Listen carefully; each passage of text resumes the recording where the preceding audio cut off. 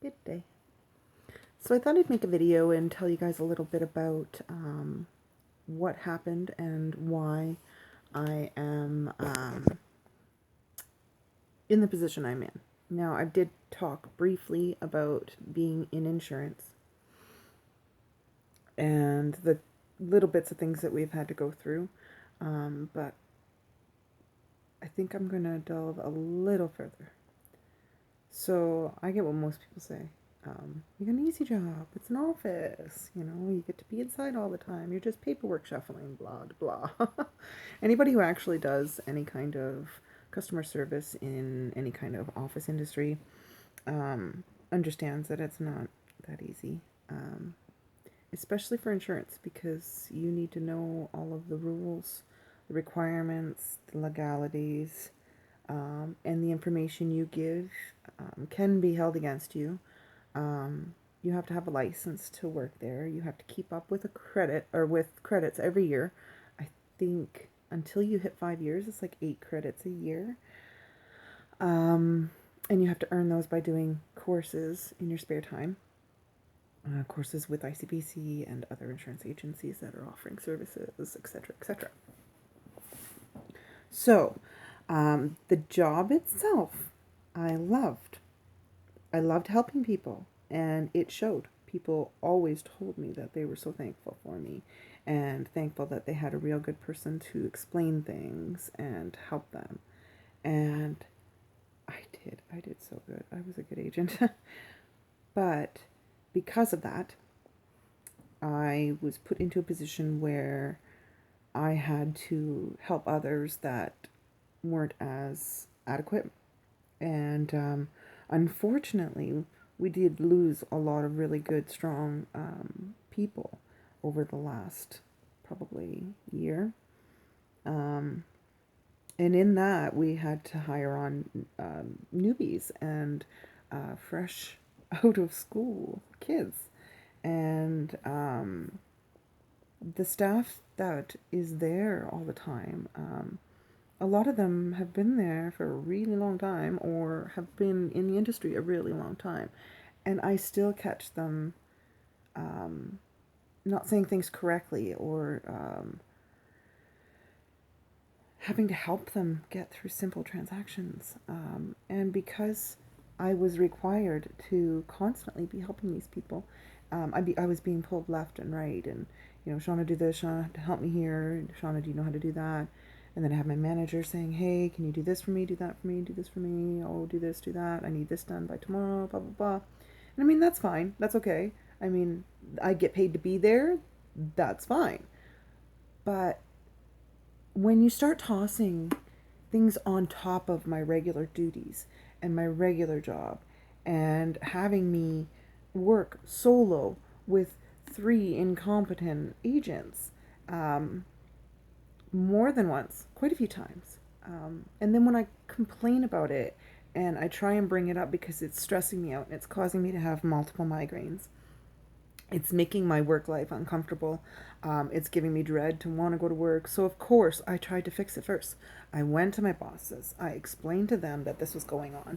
Now, you got to keep in mind that some of these people that aren't so great are family. So, they're not going anywhere. And I mean, we all know the politics of that kind of situation. So, whatever. Besides that, I made my complaints known. Now, ICBC changed the way they model insurance. I talked a bit about that before. It's causing insurance to be quite expensive for young drivers, people who have had accidents and tickets. Recently, their insurance goes up, and from this point on, tickets are going to count against your insurance premiums, and things are changing, and they're I don't want to say they're not good. I don't want to say they're good. I just want to be biased there, but the feedback I'm getting from customers is extremely negative, extremely hostile, extremely aggressive. And because you're dealing with people's money and you're dealing with their livelihood, their ways to work, their ability to get their children to where they need to go, it's quite a trigger for people. And I had to deal with that on a daily basis. And I worked 12-hour shifts, 3 12-hour shifts in a row. So I'd go home, I'd have enough time to sleep, get up and go back to work. So I didn't have time to recover emotionally in between, and I didn't realize that that was important. I was just looking at my 4 days off as like, yeah, I get 4 days off a week. I work less than I'm off, right? It's awesome. Except the first day I'm off, I'm a shaking idiot. Like I would get so tense and tight in my muscles, and I would tremble, and I still tremble. That's something I still have. But my thoughts would race, and I would panic about the things that maybe I didn't do right, or would get in trouble for other people's things. My mind went crazy. So I'd finally be okay by the second day off and the third day off, which is like a regular weekend. And then by the day leading up to going back to work, all of the anxiety would come back. All of the thoughts would come back. And, oh, I got to go back there, and I've got to deal with this. And how am I going to deal with people yelling at me? And, like, I was abused when I was younger. I mentioned that as well. So when people are aggressive to me, I'm very non-confrontational. I don't like to interact or respond. I clam up. I want to run away. This is what happened. I went to my boss. Nothing got done. Nothing changed. I tried to ask them to put signs up so that the customers would be reminded, even just to be pleasant. That didn't happen. He promised it. Oh, yeah, no problem. We'll get it. I even have proof that I've tried, and there's still no sign. And, I mean, that's one of the very little things that he could have done. Another thing is that when irate customers were yelling at me or getting upset at me or a coworker, one of the other coworkers would just take them at the other end of the counter instead of saying, hey, like, this is unacceptable, you need to leave. They were so desperate for more customers that my coworkers would take them down the way, and then they would sit down there and verbally cut me down and give me points and stares and nasty faces, and I'd have to put up with that the entire time they were there, often helping the next person in line, where I'm not even recovered emotionally from what I was just put through. Now, keep in mind, my boss stuck up for me for quite a few things. I will give him that. He was absolutely wonderful in the first year and a half. After that, though, as things started to go downhill, he completely stopped listening to me. He completely stopped responding to my messages. I would send him messages about certain coworkers that are, yelling on their cell phones in the back, and, people can't hear. I didn't get any responses ever after that. He just literally stopped responding. Now, I'm crying out for my mental health. I'm crying out for my physical health. And I'm being ignored. And I'm just supposed to take that.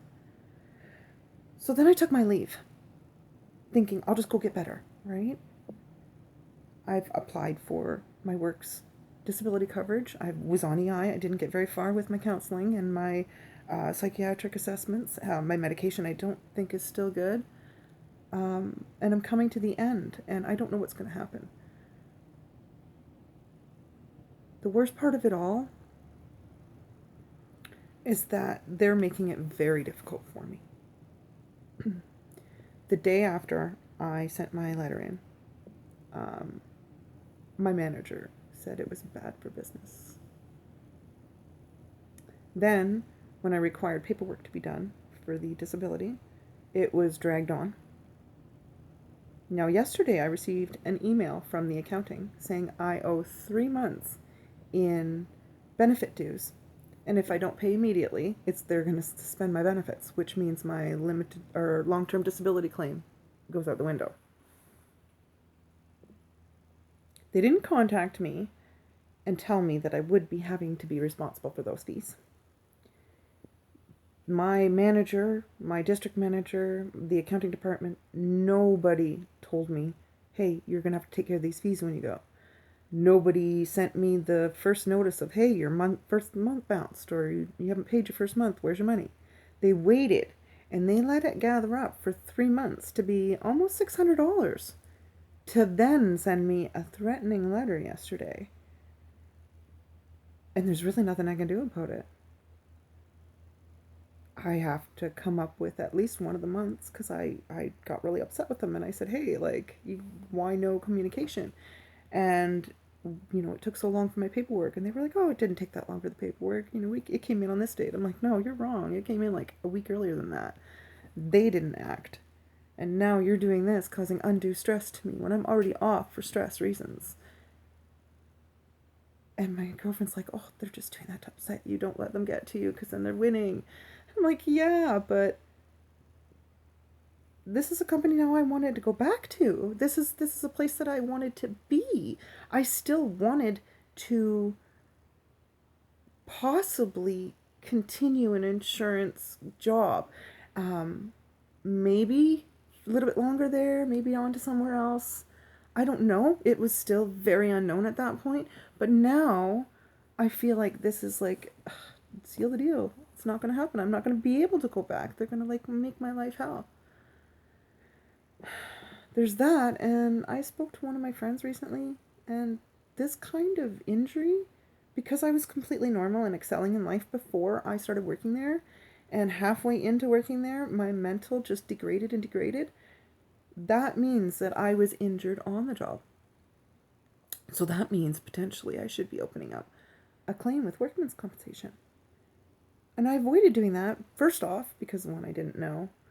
Two, I didn't want to get workman's comp involved. Even when the doctor's office said to me that first time I left work that day, I said, I need to make an appointment. I need a note from my boss.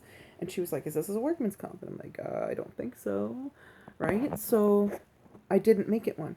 Not that I don't have the right to yet. I just thought, okay, I'll go through the work disability. I'll get a little bit better. And then I'll go back to work as a gradual return. And we'll see where it goes from there. But then I can still keep my career. Now my license is going to expire. I have no idea. I have to still contact the insurance council because obviously I wasn't informed from my boss what to do. So now I have to try and navigate that. And I have to figure out how to come up with money to pay for my benefits in order for the claim to go through. I don't know how it's possible for companies to do this to people and get away with it and everything's legal. Anyway, thought I'd give you a little insight of like the background in my job and what has gone wrong. And yeah, I guess I'll still keep you in the loop as to what goes on from here. Thanks for listening to me yak for 12, almost 13 minutes. I really do love your support. Have a great day.